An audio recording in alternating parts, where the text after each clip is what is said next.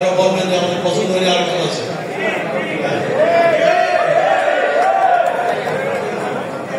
আসলে আহ্বায়ক নির্বাচন করতে পারবে না, সুতরাং এটাও তো আপনারা ইতিমধ্যে শুনেছেন, তাই না? আহ্বায়কের দায়িত্বই হচ্ছে সে সব রিফর্ম গুলা করবে, যাতে করে আমি আবারও বলছি বাংলাদেশ কম্পিউটার সমিতি যে কাজগুলো করার প্রয়োজন ছিল ওগুলো আবার ব্যাগে যেতে চাই না আমরা, কারণ এটা আমারও শুনতে খারাপ লাগে। সেই 2002 সালে আমরা ইকবাল ভাই ছিলেন, আমরা প্রায় 15 কোটি টাকা সমিতিতে রেখে আসছি। তাহলে আমি যখন সমিতির দায়িত্ব নেই তখন সমিতির ফান্ড নাই, এখন খুব হাসাহাসি হচ্ছে, তাই না? 2002 সালে 15 কোটি টাকা রেখে আসলাম। সমিতির অফিস কাফি ভাই একটু কাজ করছে এবং আমরা কাজ করে সমিতির অফিস সাজে আসলাম। তো সেই 15 কোটি টাকা আজকে 15,000 কোটি টাকা হওয়া উচিত ছিল, তাই না? এবং আমি এটা বলতে চাই না, তারপর বলি নজরুল এখানে আছে, আমাদের মনির জানে যে ইনোভেশন ল্যাব ইকবাল ভাই বললেন, এই ইনোভেশন ল্যাবগুলো আমি পার্সোনালি 15 লাখ টাকা ডোনেট করছি। যদিও কমিটমেন্ট ছিল আমার নাম সেখানে আমার প্রতিষ্ঠানের নাম লেখা হবে, আমি বলছি দরকার নাই, বাংলাদেশ কম্পিউটার সমিতির নামে যাবে। তো সেটাও কিন্তু আমি পার্সোনালি কিন্তু 15 লাখ টাকা এখানে আমি ডোনেট করছি।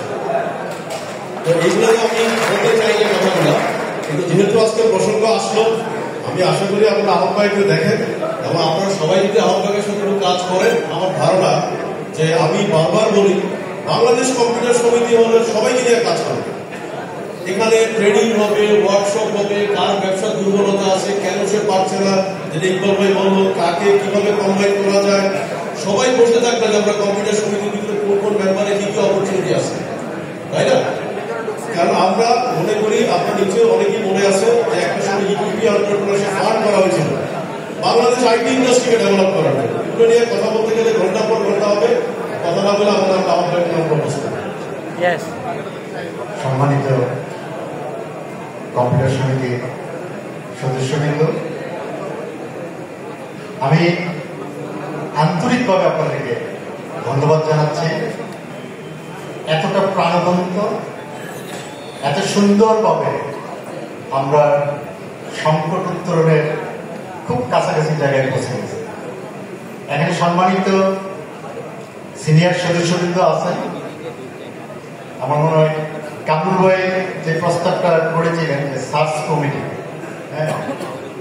সার্চ কমিটির যে সার্চিং আমরা মনে হয় এই স্বল্প সময়ের ভিতরে অনেকটাই সমাধান করতে পেরেছি, এই বলে আমি কামরুল ভাইকে আশ্বস্ত করছি। আমাদের ভিতরে উপস্থিত হয়েছেন আমাদের ফাউন্ডার মেম্বার, আমাদের সকলের শ্রদ্ধাভাজন সাবকাত ভাই।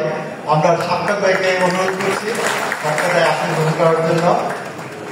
আসলে নতুনভাবে এই সাবকাত ভাই আসছেন, আপনারা অনেক নবীন সদস্যরা জানেন না, আমি সবাইকে পরিচয় করেছি। সাবকাত ভাই যদি একটু কাইন্ডলি একটু সবার সাথে একটু হাত উঁচু করে, সাবকাত ভাই যদি একটু সবাইকে হাত উঁচু করে পরিচয় দেন।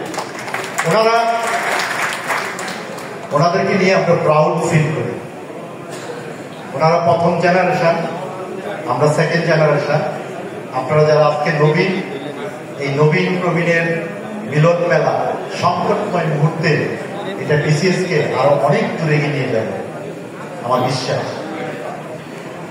আমি যে বিষয়টি, যে সমাধানটুকুর জন্য আপনাদের আজকের এই চেষ্টা, সবাই কষ্ট করে এখানে উপস্থিত হয়েছে, সবাই বাংলাদেশ কম্পিউটার সমিতিকে ভালোবাসেন, এটা আরেকবার আপনারা প্রমাণ করেছেন। আমি অ্যাডহক কমিটির কনভেনার হিসেবে এমন একজনের নাম প্রস্তাব করতে চাচ্ছি। বাইশ টাইম আমরা অনেক সিনিয়র মেম্বার এবং সারাদিনে ব্যক্তিগতভাবেও চেষ্টা করছি আপনাদের অনেকের সাথে একটু যোগাযোগ করে, যাদের সাথে যোগাযোগ করতে পারি নাই আমি ক্ষমা চেয়ে নিচ্ছি। আসলে এটা একটা সম্মিলিত বিষয়, এই সম্মিলিত চেষ্টা একটা ঢেউয়ের মতো এগিয়ে যায়। এই ঢেউ যখন এসে সিনিয়রদের মাঝেও একটা সম্পৃক্ততা তৈরি হয়, এমন একজন ব্যক্তিত্ব যিনি অত্যন্ত হাস্যোজ্জ্বল, অত্যন্ত প্রাণবন্ত, এমন একটি নাম যেটা আইটি ইন্ডাস্ট্রিতে বিগত 20-25 বছর যাবৎ সবারই একজন প্রিয় ব্যক্তিত্ব, সদা হাস্যোজ্জ্বল। উনি সংকটকালীন সময়ে এই নেতৃত্ব দেওয়ার ইচ্ছা পোষণ করছেন। আমি আমার ব্যক্তিগত পক্ষ থেকে এবং সিনিয়র সদস্যদের পক্ষ থেকে, আপনাদের পক্ষ থেকে আশা করি আপনারা সবাই ওনাকে করতালির মাধ্যমে প্রত্যেকে আপনারা ওনাকে অভিনন্দন জানাবেন যে সংকট থেকে উত্তরণের জন্য বাংলাদেশ কম্পিউটার সমিতিকে উনি শত ব্যস্ততার ভিতরেও ওনার সময়টুকু দেবেন, এটাই আমার বিশ্বাস। উনি আমাদের সকলের প্রিয় স্মার্ট টেকনোলজি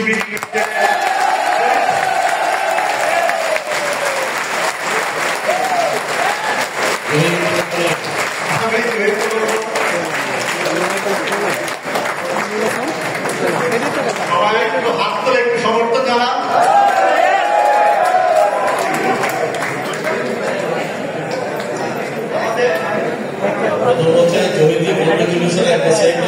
সিনিয়ররা একটু আসেন, যারা আসেন আমার মনে হয় আপনারা একটু তাকে একটু এনকারেজ করেন।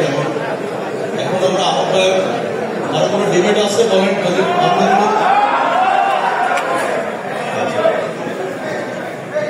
আমি আপনাদেরকে